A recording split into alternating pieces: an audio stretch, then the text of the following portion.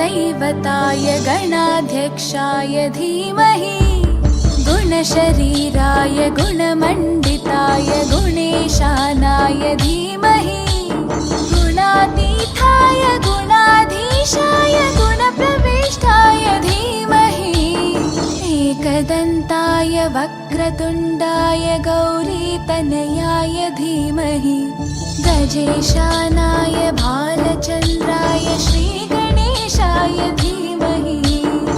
एकदन्ताय वक्रतुण्डाय गौरीतनयाय धीमहि गजेशानाय भालचन्द्राय श्रीगणेशाय धीमहि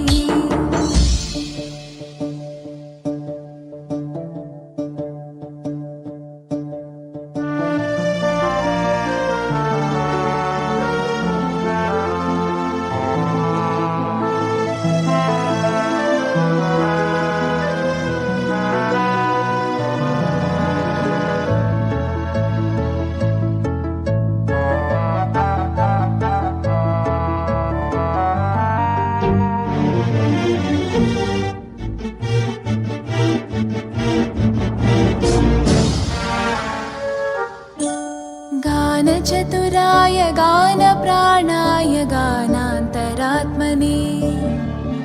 गानोत्सुकाय गानमत्ताय गानोत्सुकमनसे गुरुपूजिताय गुरुदैवताय गुरुकुलस्थायिने गुरुविक्रमाय गुह्यप्रवराय गुरवे गुणगुरवे गुरुदैत्यकलक्षेत्रे गुरुधर्मसकाराध्याय गुरुपुत्रपरित्रात्रे गुरुपाखण्डखण्डकाय गीतसाराय गीततत्त्वाय गीतगोत्राय धीमहि गूढगुल्फाय गन्धमत्ताय गोजयप्रदाय धीमहि गुणातीताय गुणाधीशाय गुणप्रविष्टाय धीमहि एकदन्ताय वक्रतुण्डाय गौरीतनयाय धीमहि गजेशानाय भालचन्द्राय श्रीगणेशाय धीमहि एकदन्ताय वक्रतुण्डाय गौरीतनयाय धीमहि गजेशानाय भालचन्द्राय श्रीगणेशाय धीमहि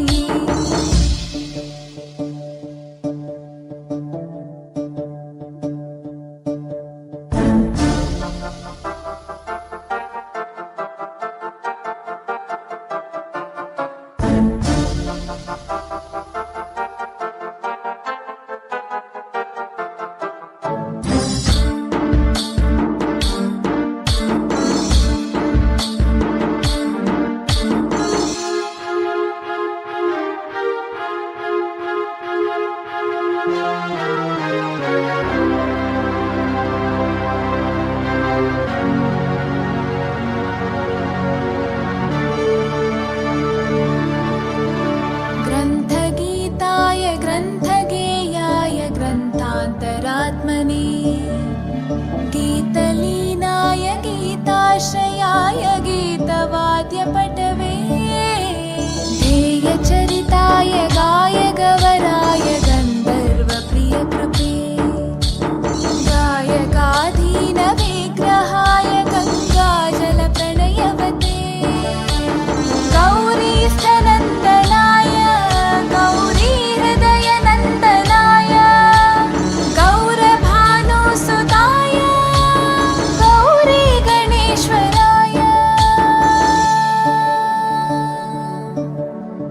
गौरीप्रणयाय गौरीप्रवणाय गौरभावाय धीमहि गोसहस्राय गोवर्धनाय गोपगोपाय धीमहि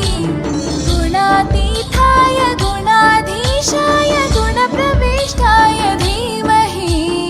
एकदन्ताय वक्रतुण्डाय गौरीतनयाय धीमहि गजेशानाय भालचन्द्राय श्रीगणेशाय धीमहि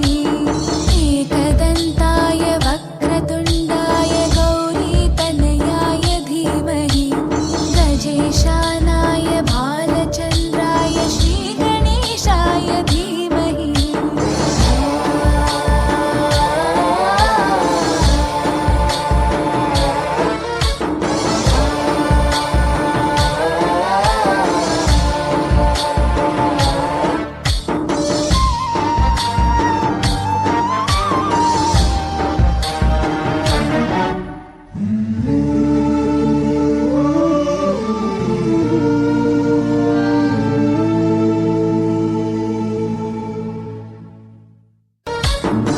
गणनायकाय गणदैवताय गणाध्यक्षाय धीमहि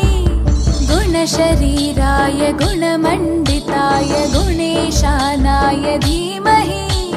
गुणातीताय गुणाधीशाय गुणप्रविष्टाय धीमहि